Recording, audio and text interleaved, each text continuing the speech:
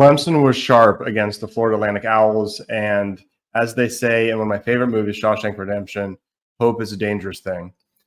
Came into this game and last week kind of thinking the Florida State game was a certain loss after the way Florida State looked in that second half against LSU, the way Clemson looked in the Duke game in the first half against Charleston Southern. It seemed like a certain defeat. But now, Boston College really gave Florida State a run for their money up in Chestnut Hill. And then Clemson, at least in the first half, looked dominant. No turnovers. Cade Klubnik pushed his best PFF score by a mile. He was 60.5, which is pretty bad in the first game, 69 against Charleston Southern, which is okay.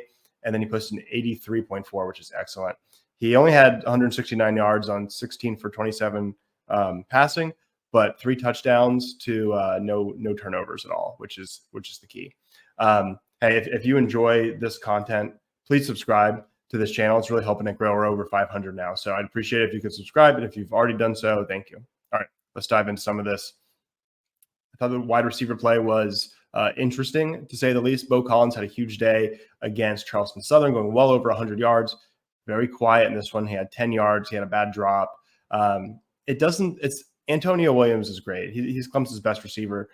He got banged up. It looked like maybe his back was hurting him early in the game, came out. Thankfully, he came back and was fine. So I don't think we're too worried about him missing the Florida State game because he came back and looked all right.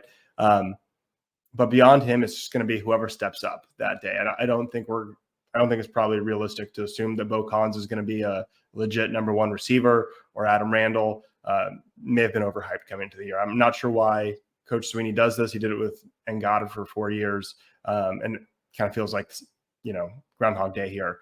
But Adam Randall had his best day, a 66.1 PFF grade, his best of the season. He had a career highs in both the longest catch and total yardage on the game with 51. He's a good blocker, so that's encouraging. Tyler Brown was kind of the story of the day. He had 2 touchdowns, looked really good at a 44-yard punt return. Did fumble, muff a punt, but overall had really a breakout game. It was cool to see him on the ACC Network, kind of on the field interview after the game, being just really excited and proud. And so that was cool. He had an 81.9 PFF grade, which is excellent. Antonio Williams had his best game. Cole Turner did get hurt. It looked like a groin strain. I'm recording this hours morning after the game, but it seems like he's probably going to be out for at least a game, maybe a couple. Those groin strains tend to be a multi-week injury, so hopefully not. That's just total speculation, but we'll see about Cole Turner. And then Troy Stellato got in there again, second half, but looks like a capable guy who's going to see the field. Seems like he's probably leapfrogged Brandon Spector in the depth chart. As on the defense was excellent. Shut him out for the first half. Makuba was out with an injury, but Khalil Barnes from the Athens Bogart area, he got the start, and he was great. He had 6 tackles, 2 tackles for loss, 2 pass defenses, and would have had a forced fumble and fumble recovery if the ball hadn't just happened to kick out of bounds. He's good. I think he's a starter next year, which is key as the defense loses a ton of guys. So good to see him making contributions already. I think he'll play a big role next week. I don't know if Makuba's going to be back next week against Florida State. So good to see Khalil come through. And of course, he and Wade Woodez kind of share that spot when they have the linebacker in versus the nickel back. But both of them were excellent. Woodez had another pick six or another interception. He's great. So that Sam/nickel spot is in great hands this year. Defensive end's an interesting position for the team. TJ Parker is an awesome freshman. As good as Khalil Barnes was, TJ Parker has a case for freshman of the year so far. He had his first career sack. He had 1.5 tackles for loss. He's disruptive, and the Tigers are giving him snaps as they should. Maskell, he got the start, and that's fine. They're still getting TJ Parker plenty of snaps. And Maskell was serviceable. He had a tackle for loss. A lot of people, sort of without evidence, just said, KJ Henry came on as a redshirt senior, and Kevin Dodd had that breakout when he hadn't really done anything. Maybe Maskell will do that, but there wasn't really any reason to think that. And now through 3 games, I think it's fair to say that's not really going to happen. But he was serviceable. He was fine. And if that's what we're going to get, I think that's okay, especially if TJ Parker's going to come on and they're going to kind of split snaps. Zaire Patterson also had a big play. Denhoff, I kind of was betting on him being the guy who flashed more so than Parker coming into the year, to be honest. He just hasn't really flashed. I don't know if he's bad, but he hasn't like taken over or looked dominant at all. I did hate to see the late hit. It was a late hit. It wasn't super dirty, but hit Casey Thompson late. The way he fell, it didn't look weird, but it seems like he hurt his knee. He was walking. He was in street clothes, but walking later. So hopefully it's not like a torn ACL. But really hate to potentially end Casey Thompson's career on that, and maybe ruin FAU's season because of it. So definitely wishing the best for Casey Thompson. Would really hate for that to happen in a game like this. It'll be interesting next year to see what Clemson does. This is probably the biggest spot. The defense is going to lose a lot of guys, and defensive end's the biggest spot where they might need to take a transfer. They're definitely going to lose Xavier Thomas. They're definitely going to lose Justin Maskell. TJ Parker looks like he's positioning himself to be a starter.